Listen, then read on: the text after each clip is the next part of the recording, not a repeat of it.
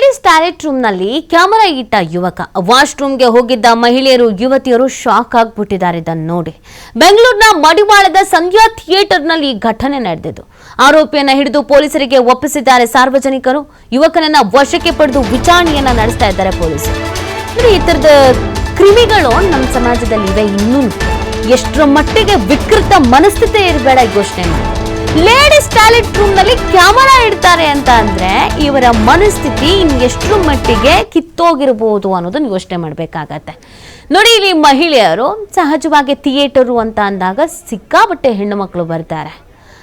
ಏನಿಲ್ಲ ಗ್ಯಾರಂಟಿ, ಅಲ್ಲಿ ಹೋಗಿ ಮೊಬೈಲ್ ಇಟ್ಟು ಬರ್ತಾನೆ ಅಂತಂದು ಅಲ್ಲಿರೋ ಸಿಬ್ಬಂದಿಗಳಿಗೆ ಅದು ಗೊತ್ತಾಗಲ್ಲ ಅಂತ ಅಂದ್ರೆ ಏನ್ ಸೆಕ್ಯೂರಿಟಿ ಇರುತ್ತೆ? ಏನಾದ್ರೂ ಹೆಚ್ಚು ಕಮ್ಮಿ ಆಯಿತು ಅಂತಂದ್ರೆ ಯಾರು ಜವಾಬ್ದಾರ್? ಇದು ಬೆಂಗಳೂರಿನ ಮಡಿವಾಳದ ಸಂಧ್ಯಾ ಥಿಯೇಟರ್ನಲ್ಲಿ ನಡೆದಿರುವಂಥ ಘಟನೆ ಆಗಿದೆ. ಇವತ್ತಿಗೂ ಈ ಥರದ ಮನಸ್ಥಿತಿಯವರು ಇದಾರಲ್ಲ ಅನ್ನೋದೇ ನಿಜವಾಗ್ಲೂ ಆಶ್ಚರ್ಯ ಅಂತ ಅನ್ಸೋದು.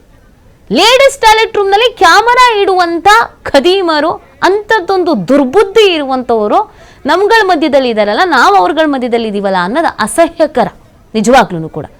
ಯಾಕೆ ಇದು ತುಂಬ ಹಳೆ ಡೈಲಾಗ್ ಆಯಿತು. ನಿಮ್ಮ ಮನೇಲಿ ಹೆಣ್ಮಕ್ಳು ಇಲ್ವಾ, ನಿಮಗೆ ಅಕ್ಕ ತಂಗಿ ಇಲ್ವಾ, ನಿಮಗೆ ತಾಯಿ ಇಲ್ವಾ, ನಿಮಗೆ ಒಳ್ಳೆ ಸಂಸ್ಕಾರ ಇಲ್ವಾ? ಅದ್ಯಾವುದು ಇಲ್ಲದೆ ಇರೋದಕ್ಕೆ ತಾನೇ ಇಂಥವ್ರು ಹೀಗಾಗೋದು. ಹೀಗಿದ್ದಾಗ ಹೆಣ್ಮಕ್ಳಿಗೆ ಸೇಫ್ಟಿ ಎಲ್ಲಿಂದ ಬರುತ್ತೆ?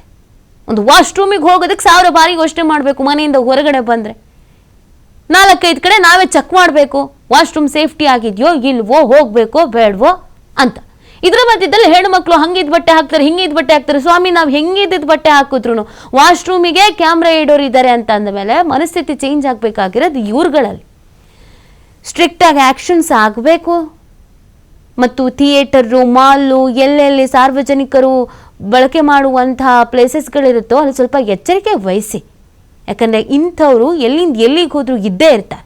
ಬಸ್ಸಲ್ಲಿ ಕೀಟ್ಲೆ ಮಾಡು, ಟಾಯ್ಲೆಟ್ ರೂಮಲ್ಲಿ ಕ್ಯಾಮ್ರಾ ಇಡು, ಕೆಲಸ ಮಾಡೋ ಜಾಗದಲ್ಲಿ ಹಿಂಸೆ ಕೊಡು, ರಸ್ತೆಯಲ್ಲಿ ಹೋಗುವಾಗ ಹಿಂಸೆ ಕೊಡು, ಬಸ್ಸಲ್ಲಿ ಹಿಂಸೆ ಕೊಡು. ಎಷ್ಟು ಕಡೆ ಸಮಸ್ಯೆ.